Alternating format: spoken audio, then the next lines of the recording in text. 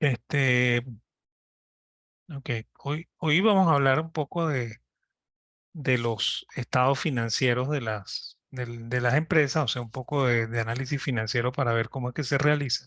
Ok, y bueno, eh, eh, primero hay que saber el significado de las partidas que conforman los estados financieros básicos y la forma en la que fueron elaborados.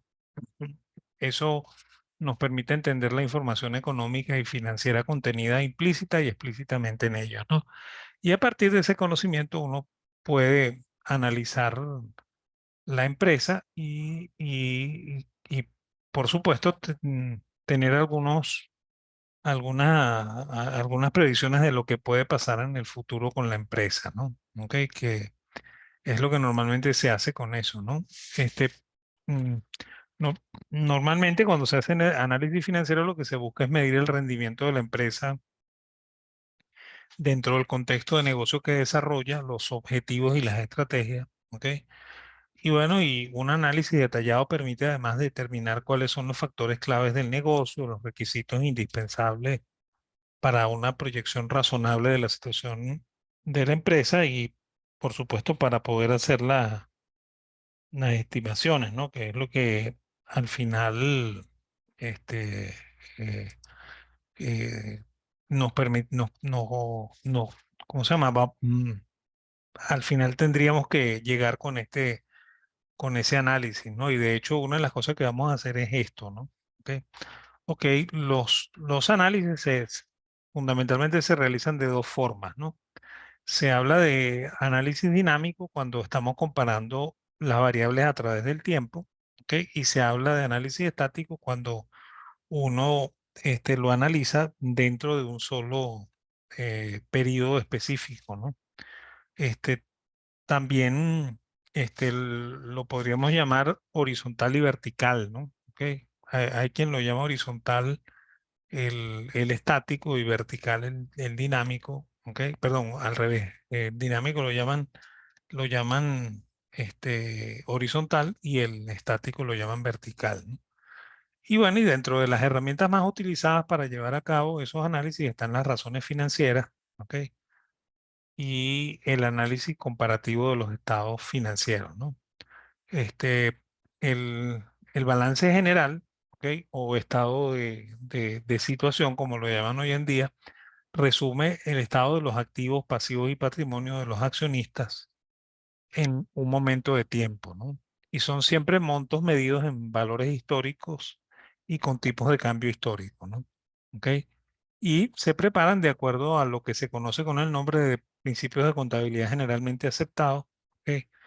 Y esos principios de contabilidad se pueden modificar por un acuerdo de los colegios de contadores de los determinados países o regiones, ¿ok? Y bueno, eso, eh, ¿cómo se llama? Eso generalmente se difunde, ¿no? O sea, los mismos colegios de contadores dicen cuáles son este, las normas y usos de, de la región, ¿ok? Y, y bueno, y además de eso hay que tener presente que, por ejemplo, en el caso de las empresas que se inscriben en la bolsa, estas deben cumplir con las normas de la Comisión Nacional de Valores y en el caso de los Estados Unidos de la Security and Exchange Commission, ¿no? Que es es como el equivalente, bueno, hoy en día no se llama Comisión Nacional de Valores, no se llama SUNAVAL, ¿ok? Y en el caso de los Estados Unidos sí se sigue llamando SEC, ¿ok? De hecho, cuando aquí en Venezuela habían ADRs, que los ADRs tenían que cumplir con regulaciones de la SEC, ¿ok? O sea que los balances se hacían de acuerdo a las solicitudes de la SEC, ¿ok? Que generalmente son casi los mismos que pide la misma Comisión Nacional de Valores, ¿ok? Aquí en Venezuela lo que sí ocurre, que es una cosa bien curiosa, ¿ok? Es que la bolsa nació en 1947, ¿no? ¿Ok? Y lo que se llamó antes la Comisión Nacional de Valores, que hoy en día se llama Superintendencia Nacional de Valores o SUNAVAL, ¿ok? Nació después, ¿no? Ahí pasó al contrario de con los bancos, ¿no? Los bancos, primero nace el Sudeban en el 1938, ¿ok? Y después en 1940, entonces los bancos comienzan a ser regulados por la comisión, perdón, por la, por la superintendencia, ¿ok? Y bueno, y por supuesto se, se prohíbe la emisión de billetes, ¿ok? Y comienza a funcionar el Banco Central, ¿ok? Antes de eso, la superintendencia no existía, ¿no? ¿Ok? Bueno, sí, podríamos decir que ocurre lo mismo, ¿no? ¿Ok? Y bueno, y en el caso de la bolsa nace en el 47, ¿ok? Y lo que se llamó Comisión Nacional de Valores, que hoy en día se llama Sunaval, nace en 1974, ¿no? Con la ley del 73. ¿Ok? Por lo cual la bolsa funcionó sin regulación, ¿ok? Y nunca hubo problemas, ¿no?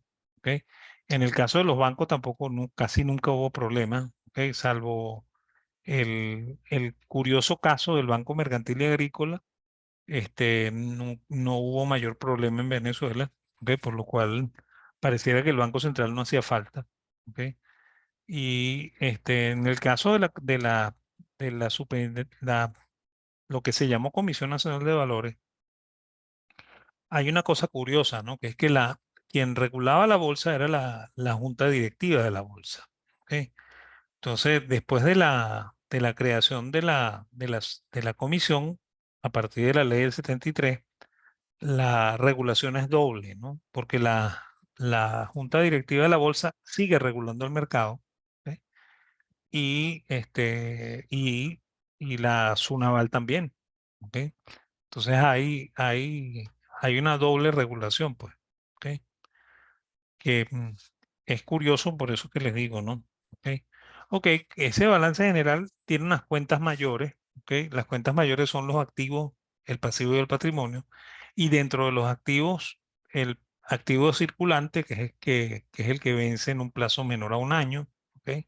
Y el activo de largo plazo, que es el que tiene vencimiento mayor a un año, y normalmente ese activo de largo plazo está sujeto a la realización de una depreciación, ¿no? Que es el estimado de la pérdida del valor del activo que se va imputando en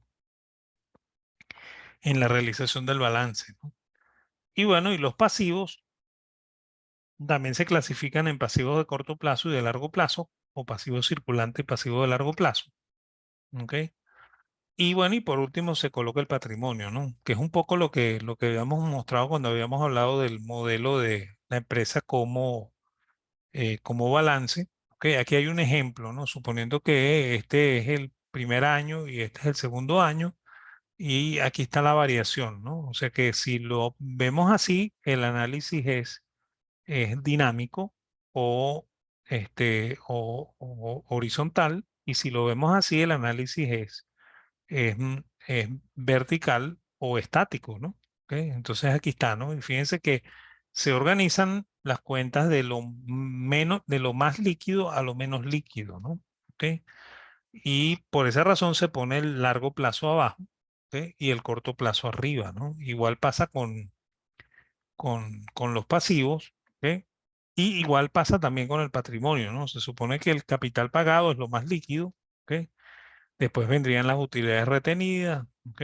Y así, ¿ok? O sea que siempre se ordenan en orden de liquidez de mayor a menor, ¿ok?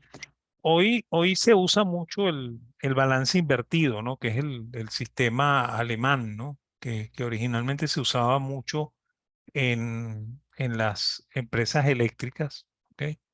eh, las empresas eléctricas normalmente usaban este sistema que se llamaba Siemens, ¿ok? En el cual, por ejemplo, se colocan todos los datos del pasivo y del patrimonio al revés, ¿no? Se pone el patrimonio arriba y después se pone el pasivo de largo plazo y por último el pasivo de corto plazo.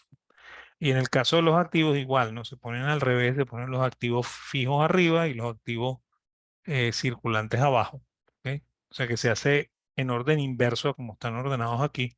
Ese es el orden alemán o el orden que se llama Siemens, ¿no? Modelo Siemens, ¿ok? Que es el que se usaba normalmente empresas del sector eléctrico, ¿no? Hoy se usa con mucha frecuencia. Yo he visto mucho balance hecho así con las cuentas al revés, ¿no? ¿Ok? Pero bueno, pues eso no importa, ¿no? El orden de los factores no altera el producto, ¿no?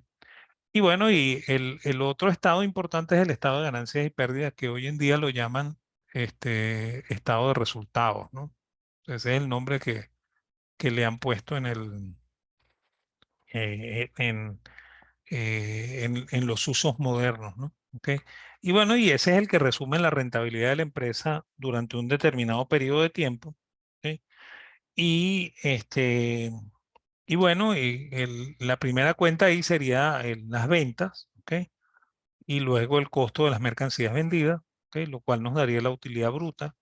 Después vendrían los gastos operativos. Fíjense que esto se llama costo, esto se llama gasto, ¿no? O sea, costo se llama a el gasto que se realiza para producir la mercancía que se va a vender, ¿no? ¿Ok? Mientras que el gasto serían los otros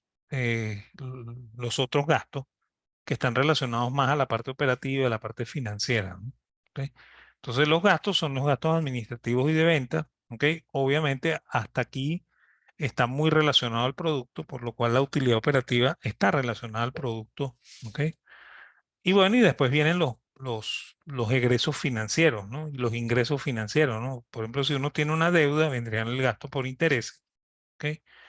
Y si no hay otra cuenta adicional, entonces eso nos daría la utilidad imponible y luego se calculan los impuestos y al final nos daría la utilidad neta, ¿no? Aquí hay que tener en cuenta una cosa, ¿no? Que normalmente los financistas se fijan mucho en la utilidad operativa más que en la utilidad neta, ¿ok? Porque la utilidad operativa da señales de flujo de caja mucho más fuertes que la utilidad neta, ¿no? ¿Ok? Por esa razón, para el financista es mucho más importante que la empresa dé utilidad en la parte operativa a que la dé en la última línea, ¿no? En la parte final, ¿no? ¿Ok? Y bueno, y hay que tener en cuenta que las utilidades retenidas no se añaden al saldo de caja, ¿ok? Pero sí se añaden al patrimonio accionario, ¿ok? La parte muy líquida de la utilidad está en caja, ¿no? ¿Ok? Pero su cuenta efectiva se añade al patrimonio, ¿no? ¿Ok? Y las cuentas siempre se muestran en valores históricos, nunca en valores de mercado. ¿Ok? Eso es uno de los principios de contabilidad generalmente aceptados. Y de hecho, cuando yo hablé un poco del Banco Central, yo dije que el Banco Central había adoptado el utilizar el, eh, ¿cómo se llama? El registro del oro a valor de mercado. Eso no se hace, en contabilidad no se hace eso así. ¿Ok? Ya eso no es regular. ¿Ok? Y el patrimonio accionario puede ser mayor o menor que el valor de mercado de la empresa. ¿Ok? O sea, eso no quiere decir que la empresa esté mal, ¿ok? Sino que sencillamente es lo que le está pasando a la empresa, ¿no? Y bueno, y realmente el valor de las propiedades de la empresa puede ser distinto, ¿ok? Pero eso no se reporta nunca en los estados financieros. ¿Ok? Es más, de hecho, es quizá lo menos importante cuando uno hace una valoración de la empresa, ¿no? A veces, y lo digo porque yo, en mi vida profesional me gano la vida haciendo esto, ¿no? El, este, la, l- a veces uno valora la empresa y entonces la persona que ordena la valoración, se queja porque dice que la empresa tiene muchos activos y que eso no se tomó en cuenta a la hora de valorarla, ¿no? ¿Ok? Bueno, los activos no se toman en cuenta a la hora de valorarla, ¿no? ¿Ok? Se toma en cuenta la productividad de los activos, sí, pero no los activos, ¿no? ¿Ok?